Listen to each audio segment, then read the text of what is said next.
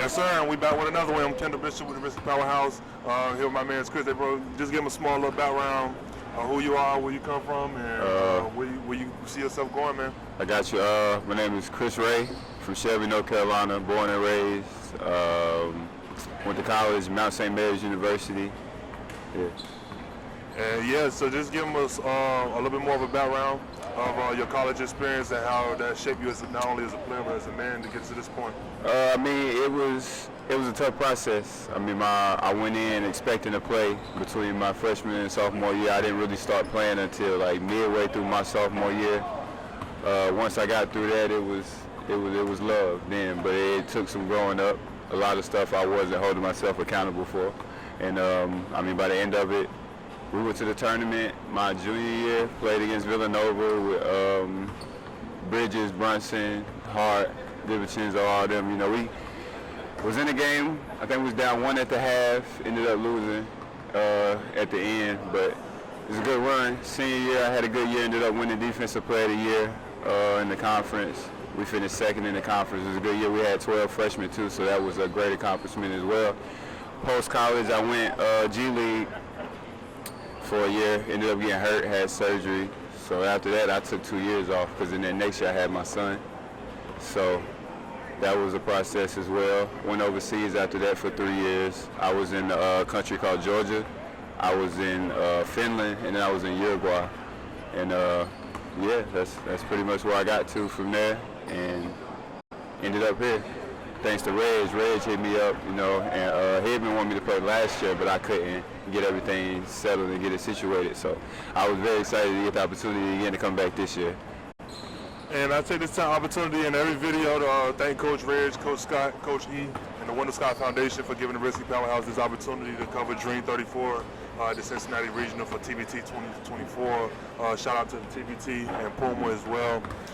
But yeah, man, you spoke on a lot about your journey, man. You put it in short words, but you covered a lot of chapters, man. Let's just start at your G League year. How was that season for you? How was it getting up to that point? And yeah, let's start right there. Oh yeah, I mean, that whole situation was crazy to me because I signed with an agent that my college coach had got for me out of college, and we talked about going overseas. That was the first goal I had set. And then like randomly one day he called me and was like, do you want to talk about European offers or American offers? And I'm like, American? What do you mean? Like, and then I didn't even know that I was on the radar. Ended up getting drafted in the first round, 2018 in the G League. Went out there. Unfortunately, my body wasn't ready for it at the time. I ended up having to get my knee cleaned out. It was kept swelling up on me. So I ended up getting waived there.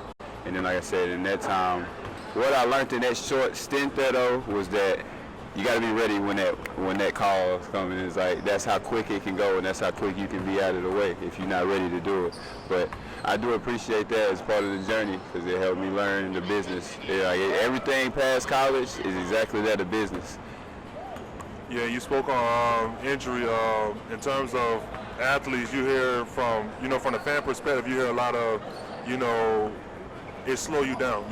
It make you actually sit back and appreciate every moment more. How was that year for you, and leading up to, what I'm sure was probably the greatest gift, having a child? How was that low going into that high, and how did that build you as a man to get to this point? Oh, it was very tough. I'm not even gonna say it like it was just so smooth, because I think from that point, I was playing basketball pretty much every day. That's all I knew, and it went from that to no basketball at all for a 2-year span, but it was stuff I had to take care of, and of course I'd never ever not want that because I love my boy. He's a junior. CJ, if you watch it, man, I love you. But it was tough. Life transitions are very tough when it's something that you're used to so much, and then it's pretty much at the time all you know. And it definitely affected my mental for a while because it's like I had to adjust to telling myself I'm not the game of basketball. The game of basketball is not me. It's just a part of what I do as a person. Right. But very tough, very tough. So bouncing back from that and coming back and getting offers again and going overseas, how was that? Did you have an opportunity to take your family with you? What was that whole ordeal? Yeah, I didn't have the opportunity because it was my first year over was during COVID. So when we started the COVID process, it was hard to get passports. It was taking like almost a year plus for people to get them in, no matter who you were. So it was tough, and it was an adjustment to be away from my boy that long, 6-7 months at a time. But it was what I knew I wanted to do, and I knew that my son would support me doing that. He knows he wants his daddy to do what he loves, and I want to be able to, when I'm done playing the game, let him know if it's something that he wanted to pursue, I can help you there. I've been there, you know what I mean? But even if he didn't want to play, that's okay too. Most definitely, and I got a 2-year-old myself, bro. He'll be 2.5 in about a week and a half. Mm-hmm. So when I look at it, bro, he 2 years old, 3'4", 42 pounds.